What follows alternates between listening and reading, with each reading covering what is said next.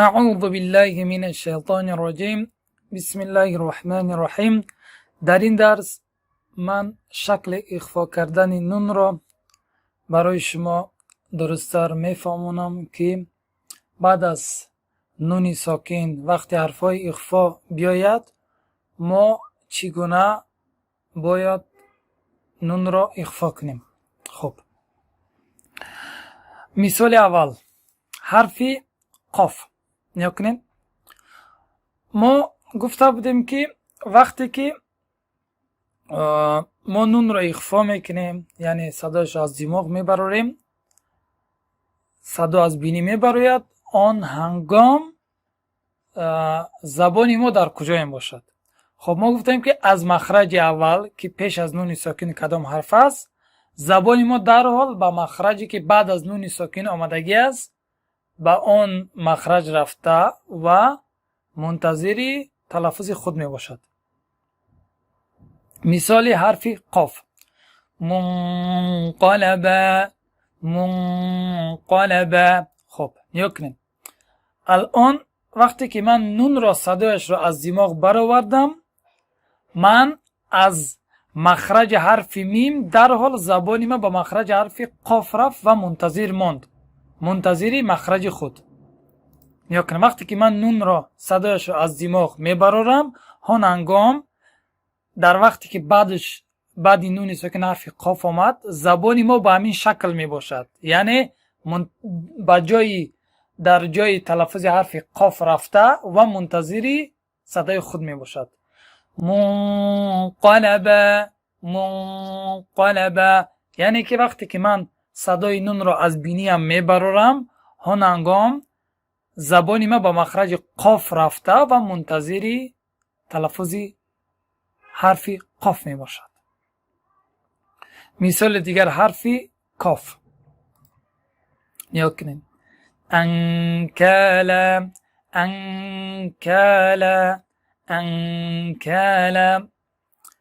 در اینجا هم وقتی که ما صدای نون را از دماغ یعنی از بینی میبراریم، هان هنگام زبانی ما در مخرج حرف کاف رفته و منتظر می باشد، منتظری تلفظ خودش.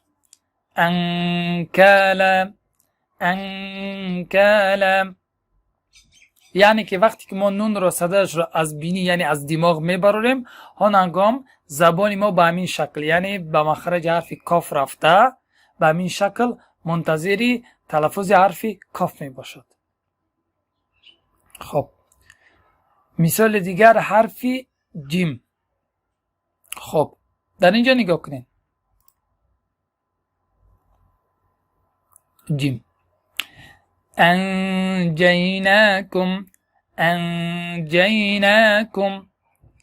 خب در اینجا وقتی که من بعد از نون ساکن حرف جیم آمد، در هنگامی که من نون را از دماغ می برآوردم، هان وقت زبانی من نیا کنین تلفظ حرف جیم که مابین زبان به سختی کام رسانده می شود.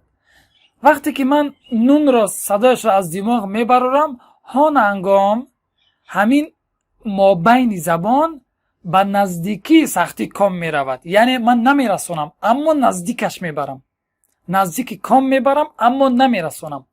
نزدیک می برم وقتی که صدای نون را از دماغ به اتمام رساندم و تلفظ جیم را می خواهم برارم، هان وقتی که من جیم را صدایش را برآوردم، هان هنگام مابین زبان به همین سختی کام رسانده می شود. یعنی تا هنگامی که من صدای نون را از دماغ می برارم، زبانی من به همین نزدیکی سختی کام رفته اما نمی رسانم.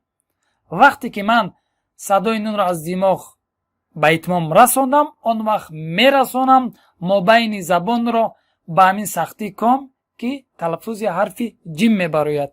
انجیناکم. یعنی در هنگامی که من نون را صدایش از دماغ می برارم، هان هنگام مابین زبان به сахти ком наздик меравад, наздик расонда намешавад. вақте ки ман ҷимро талаффуз кардам, он вақт мобайни забон ба сахти ком расонда мешавад. ба ҳамин шакле ки мебинед ки садои ҷим мебарояд. анҷайнакум. хуб, мисоли дигар ҳарфи шин. дар инҷо нигоҳ кунед. маншуро فمن شهید فمن شهید. در اینجا وقتی که من نون را صدایش را از دماغ میبرارم، هان هنگام زبانی من به همین شکل میباشد، یعنی در مخرج حرف شین رفته به همین شکل منتظر میباشد. فمن نگاه کنین، در اینجا کمک صدا از دهانم میبراید. فمن برای چی؟ برای که اینجا باز است. خب وقتی که من نون را صدایش از دماغ میبرارم، هان هنگام زبانی من به همین مخرج شین رفته به همین شکل میباشد و منتظر تلفظ خود میباشد. فمن شهید فمن شهید فمن شهید، به همین شکل. مثال دیگر حرف ضاد. مثال را میخوانم. معبود معبود معبود. در اینجا نگاه کنین، یعنی ما میدونیم که تلفظ حرف ضاد به سه شکل میشود، یعنی با پیوست شدن کنار راستی زبان با دندانهای کرسی سمت راستی بالا، یعنی این طرف و این طرف. دوم با پیوست شدن کنار چپی زبان با دندانهای کرسی سمت چپی بالا، یعنی این طرف با این طرف. و سوم با پیوستن هر دو کنار زبان با دندانهای کرسی بالا از دو طرف، یعنی این هر دو طرف را با این هر دو طرف یعنی رساندن. خب من هم مثال اولش رو برای شما، یعنی شکل اول رو برای شما میفهمونم که چطور باید کرده شود اخفا در هنگام اخفا. نیا کنید، وقتی که صدای نون از دماغ میبراید، آن وقت زبان ما، یعنی هم طرف راست زبان ما نزدیکی دندانهای کرسی بالا، یعنی نزدیکش برده می شود اما رسانده نمی شود. وقتی که صدای نون از دماغ برآوردن به اتمام رسید، آن هنگام همین طرف راست زبان با دندانهای کرسی بالا، یعنی طرف راست رسانده می شود. وقتی که رسانده شد، آن وقت تلفظ حرف ضاد می شود، یعنی در هنگامی که صدای نون از دماغ می براید، اون هنگام همین پهلوی طرف راست زبان با دندانهای کرسی بالا، یعنی طرف راست نزدیک برده رسانده نمی شود، فقط نزدیک می بریم. وقتی که صدای نون را از دماغ برآوردن به اتمام رساندیم، آن هنگام همین طرف راست را با همین دندانهای کرسی بالا طرف راست می رسانیم. وقتی که رسانیم، تلفظ حرف ضاد می براید. معبود معبود. مثالی دیگر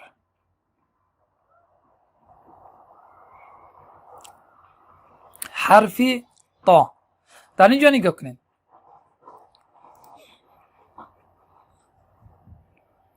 نگاه کنید.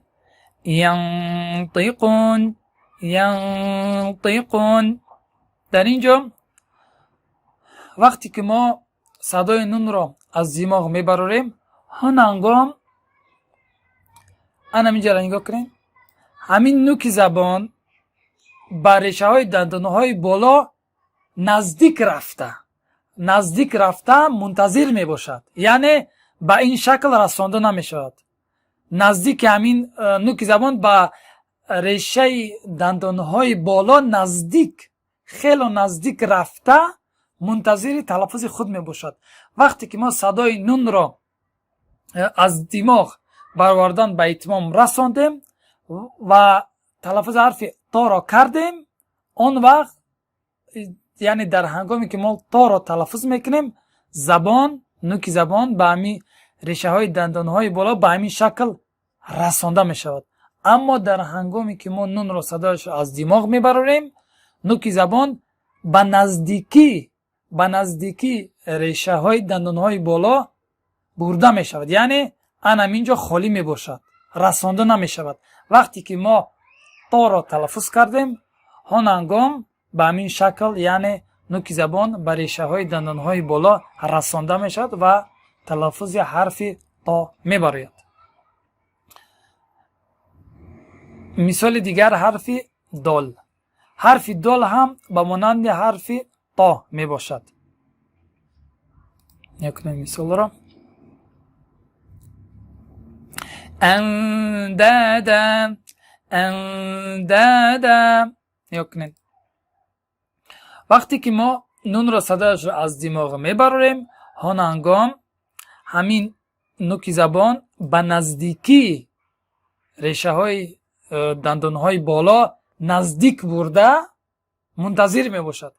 вақте ки мо садои нунро аз димоғ баровардан ба итмом расондем, он ҳангом нуки забонро ба дандонҳои ба решаҳои дандонҳои боло мерасонем ки садои ҳарфи дол мебарояд.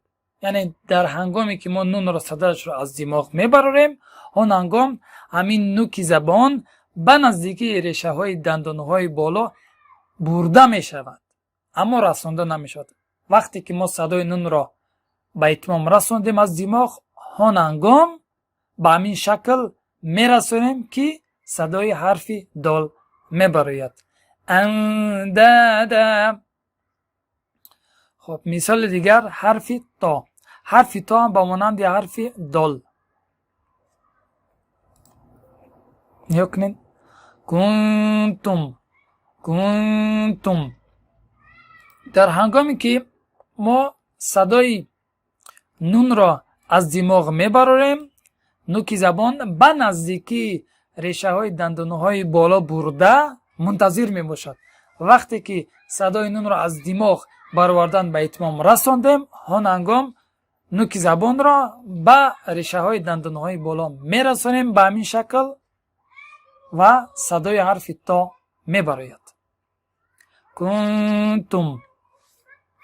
خب مثال دیگر حرف صاد.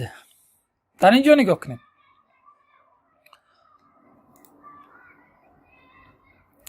تنصرون. در اینجا وقتی که ما صدای نون را از دماغ میبریم، یعنی میبراریم، آن هنگام زبان ما به همین شکل، یعنی در مخرج حرف صاد رفته و منتظر تلفظ خود می باشد به همین شکل. تنصرون. در هنگامی که ما صدای نون را از دماغ میبراریم، زبان ما به همین شکل می باشد و وقتی که صدای نون از دماغ به اتمام رسید، صدای حرف صاد را میبراریم. خب مثال دیگر حرف سین. نگاه کنین. ینسلون.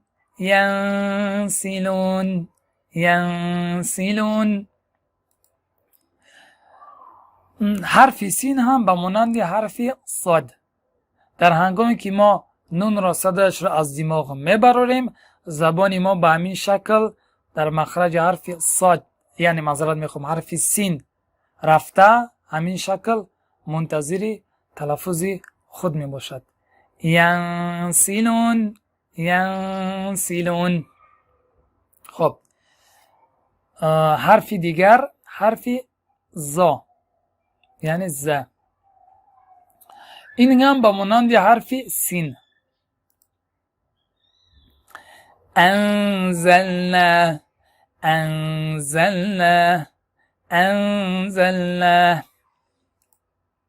در هنگامی که ما صدای نون را از دماغ میبریم، آن هنگام زبان ما به همین شکل، یعنی در مخرج حرف ز رفته و منتظر تلفظ خود می باشد. انزلنا. خب مثال دیگر حرف ضا. در اینجا نگاه کنین، حرف ضا نگاه کنین. ینظرون، ینظرون، ینظرون. در هنگامی که ما صدای نون رو از دماغ میبریم، هون هنگام نگاه کنین نوک زبان به همین شکل رفته، اما نوک زبان به نوک دندانه های بالا رسانده نمی شود.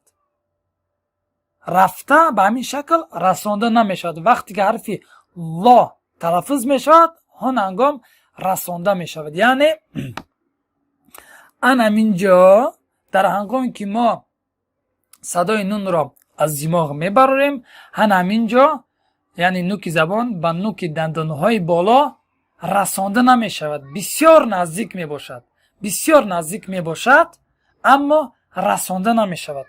وقتی که ما صدای نون را از دماغ برآوردن به اتمام رساندیم، هان هنگام نوک زبان به همون نوک دندانه های بالا رسانده می شود. اما در هنگامی که ما نون را صدایش را از دماغ می براریم، به این شکل رفته اما رسانده نمی شود. وقتی که صدای حرف لا می براید، هان هنگام رسانده می شود که صدای حرف لا می براید. ینظرون، ینظرون.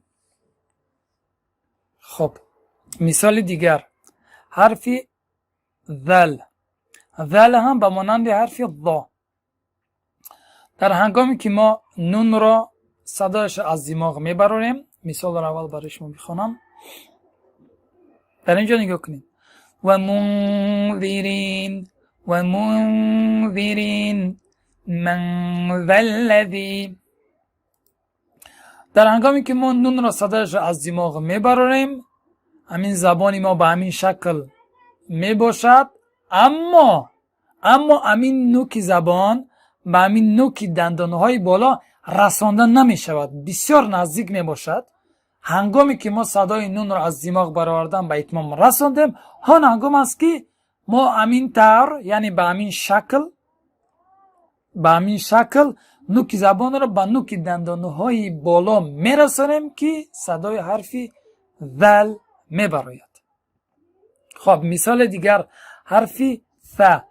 حرف ث هم به مانند حرف ذل. در هنگامی که ما نون را صدایش را از دماغ میبراریم، در اینجا نگاه کنیم.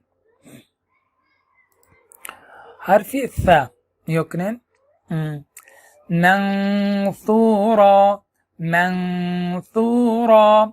در اینجا نگاه کنیم. وقتی که ما در هنگامی که ما نون را صدایش را از دماغ میبراریم، هان هنگام زبانی ما به همین شکل رفته، اما در هنگامی که ما نون را صدایش را از دماغ میبراریم، نوک زبان به همین نزدیکی نوک دندانه های بالا رفته، اما رسانده نمی شود، یعنی بسیار نزدیک.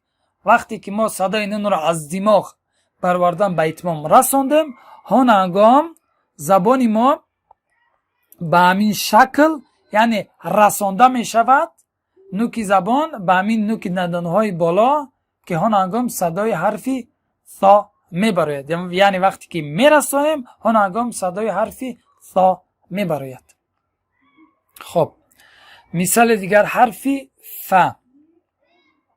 در اینجا نگاه کنیم. وقتی که صدای مخرج حرف فا می براید، هان هنگام نگاه کنید. همین نوک دو دندانه های بالا به لب پایان رسانده می شود. دیدید؟ رسانده می شود. خب وقتی که ما مثال حرف فا را اول نشاندیم، در اینجا نگاه کنید. ینفقون، ینفقون. در اینجا نگاه کنید. وقتی که ما صدای نون را از دماغ میبراریم، هان هنگام همین نوک دو دندانه های بالا نزدیک به لب پایان می شود، یعنی نزدیک به این شکل رسانده نمیشد. یعنی نزدیک که در مابین نوک دندانهای بالا و همین لب پایان یک جریان یعنی خالگی می باشد. ینفقون، وقتی که ما صدای نون را از دماغ برآوردن به اتمام رساندیم، هان هنگام است که همین به همین شکل یعنی می شود. یعنی نوک دو دندانهای بالا با لب پایان رسانده می شود. وقتی که رسانده شد تلفظ حرف فا می براید. اما در هنگامی که نون صدایش از دماغ می براید، ان همین نوک دو دندان بالا با لب پایان نزدیک می رود اما رسانده نمی شود. یعنی در بین نوک دو دندان بالا با لب پایان یک خالگی می باشد. وقتی که ما صدای نون را از دماغ به اتمام رساندیم، هان هنگام است که همین نوک دو دندان بالا با همین لب پایان رسانده می شود که صدای حرف فا می براید. خب این حرفای اخفا بودن که یعنی بعد از نونی ساکن وقت که حرفای اخفا بیاید، یعنی چی طور ما باید، یعنی با چی شکل، یعنی ما زبانی ما کجا می رود، همین شکل رو برای شما نشان دادم. و اگر شما اهمیت داده باشین، وقتی که من اخفا کردم در بعض جاش اخفای من تفخیم بود یعنی غوص بود، اما در بعض جاش ترقیق بود یعنی باریک. خب اگر بعد از نونی ساکن حرفای اخفا که آمد که حرفای استعلا هستن، یعنی حرفای غوص یعنی که پره خونده می شود، وقتی آنها آمدن چی می شود؟ همون اخفا صدایی که از غونه می براید آن غوص می براید یعنی تفخیم می براید. یعنی همون اخفایی که ما میکنیم غوص می شود. خب سببی همین غوص یعنی تفخیم بودن چی است؟ دو سبب دارد. نگاه کنید، من اون برای شما نشان میدیم. در اینجا نگاه کنید. سبب اولش این است که وقتی که ما اخفا میکنیم، نگاه کنید صدا از دو جا میبراید، یعنی اول از دماغ و بعدا نگاه کنید یک صدای ضعیف از دهان هم میبراید. دیدین؟ بسیار صدای ضعیف یعنی میبراید. نگاه کنید نسبت صدایی که یعنی صدایی که از دهان میبراید نسبت به صدایی که از بینی میبراید این بسیار ضعیفتر است. خب این حالت اول است که وقتی که همون صدایی که از دهان ما میبراید همون صدا به طرف بالا یعنی به طرف کام بالا برداشته می شود و ما میدونیم که وقتی که حرفای استعلا خوانده می شود صدا بالا می رود یعنی به طرف کام. همین سبب است که صدا غوص می شود یعنی تفخیم پره خوانده می شود. این سبب اول است که وقتی که بعد از نون ساکن حرفای استعلا که می آیند همین صدایی که از دهان می براید همین صدا به بالا می رود یعنی به طرف کام. همین سبب است که همون اخفایی که ما میکنیم، اخفایی که بعدش حرفای استعلا می آید غوص می براید یعنی تفخیم. خب حالت دوم را که برای چی یعنی تفخیم خوانده می شود یعنی همون اخفا تفخیم خوانده می شود. حالت اول را گفتم که همون صدای ضعیفی که از دهان می براید همون به طرف کام بالا برداشته می شود به همین سبب. و حالت دوم این است که همین حالت را می بینید، همین عضوی که در گلوی ما هست به عقیب می رود. اگر اهمیت این را با این اگر اهمیت این در جایش است اما این کم به عقیب رفتگی است. همین سبب همین که همین عقیب رفته است، سبب دوم که برای چی غوص می شود این همین است. وقتی که این عقیب می رود انا همین جا تنگ می شود. نگاه کنید این رو با این مقایسه کنید، اینجا تنگ است. وقتی که این عقیب می رود نگاه کنید اینجا رای دهان بسته است، یعنی همون صدای ضعیفی که از دهان می براید در این دو حرف اون صدا از دهان نمی براید. برای چی؟ برای که رای دهان در اینجا بسته است. به همین خاطر وقتی که این عقیب می رود صدای ما از همین جای تنگی می براید. از همین جای تنگی که می براید، از جای تنگی که می براید همون صدا غوث می براید. فهمیدین؟ حالت اول همون صدای ضعیفی که از دهان می براید که با کام می رود، حالت اول همون است که برای چی اخفای ما غوث تفخیم می شود. و حالت دوم که همین عضوی که در گلوی ما هست با عقیب می رود و همین جا را تنگ می کند و سبب همین تنگی که صدای ما که با تنگی به طرف از غونه می براید همون حالت است، حالت دوم که یعنی اخفای ما غوث یعنی تفخیم می شود. خب 13 حرفی که ما گفتیم که در اخفا 15 حرف است. 13 حرف اخفا وقتی که ما اخفا میکنیم صدای ضعیف از دهان هم میبراید، اما غیر از دو حرف که حرف کاف و حرف قاف که صدا فقط از دماغ میبراید، آن صدای ضعیف هم از دهان نمیبراید. این دو حرف است که حرف کاف و قاف. نیا کنین راه دهان را در هنگامی که ما صدای نون را از دماغ میبراریم بسته میکند. به همین خاطر است که صدا فقط از دماغ میبراید. و حالت دوم که برای چی صدای اخفا یعنی غنه که ما اخفا میکنیم غوث میبراید، این است که این همین عضوی که در گلوی ما است با عقیب میرود و همینجا را تنگ میکند و همون صدایی که از همین تنگی میبراید به همین سبب است که غوث و تفخیم اخفا کرده میشود. و اگر غیر از حرفای اخفای استعلا دیگر حرف آید یعنی حرفای اخفای استفال، اون وقت اخفای ما تحقیق کرده می شود. ما گفتیم که 13 حرفی ما است که وقتی که اخفا میکنیم یک صدای ضعیف از دهان میبراید و در حرف اخفای استفال همان صدای ضعیف با پایان میفراید، به همین خاطر تحقیق می شود. و دو حرف هست که رای دهان بسته می شود و صدا فقط از دماغ می براید و آن هست حرف قاف که این حرف استعلا است و این هست حرف کاف که این هست حرف استفال. در اینجا نگاه کنین حالت دوم تفخیم شدن اخفا سببش این بود که امین عضوی که در گلوی ماست به عقیب می رود و اینجا را تنگ می کند، صدا یعنی اخفای ما تفخیم می شود.